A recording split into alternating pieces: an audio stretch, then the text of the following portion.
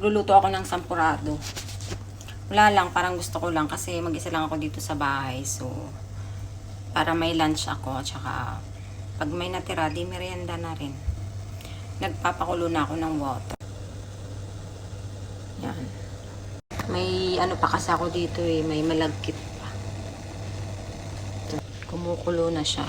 Ito yung aking malagkit.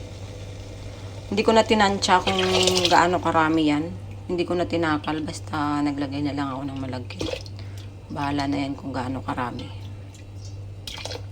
Feeling ko naman hindi siya ganun karami. Hinaan natin. Number 6. Habang pinapakulo ko yung yung malagkit, i-ready ko naman ang aking kokwa. Ito na yung aking kokwa. 2 spoon ang nilagay ko. Tinunaw ko lang muna siya sa water para mas hindi siya buo-buo mamaya. Pero madali lang din naman siyang tunawin pag nilagay na dun. Pero para mas madali, di ganyan na. Sayang natapon pa. Lagay ko lang muna siya dito. Ito na yung ating kalugawan. At syempre, di masarap ang sampurado natin kapag wala tayong ganito. Matagal ko nang nabili to, hindi ko lang siya maluto-luto. So, ngayon ko lang siya nagustuhang lutuin. Kaya, tamang-tama yan. Iniwan ko muna yung aking niluluto doon kasi matagal pa naman yun. Halos kakukulo lang. Kaya, doon na muna siya. Silip-silipin ko na lang. Pagpasensyahan nyo na yung aking buho kasi ganyan talaga yan. Kahit anong gawin ko dyan, sadyang ganyan yan.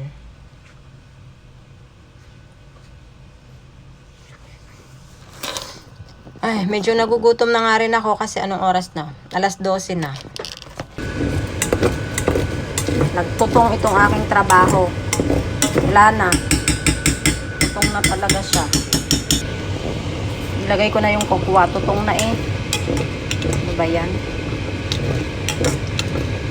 Tutong na talaga siya. Nakakaloka. Luto na.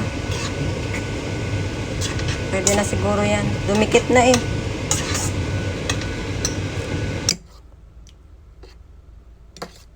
Kain tayo. Sarap nito oh. Daming gatas. Sarap. Ilagyan ko ng madaming gatas. Init. Maya-maya. Mainit pa. Palamigin ko muna.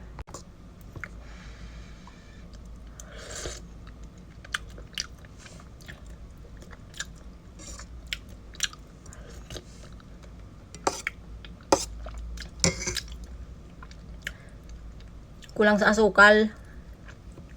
Di masarap. Kulang sa asukal.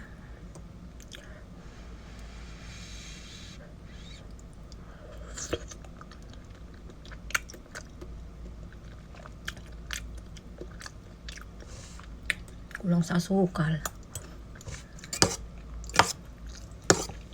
Lagyan ko asukal.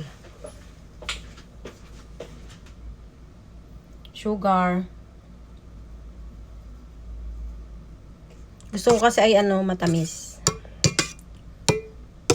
Nilagyan ko to ng asukal kanina kaya lang konti yata na ilagay ko.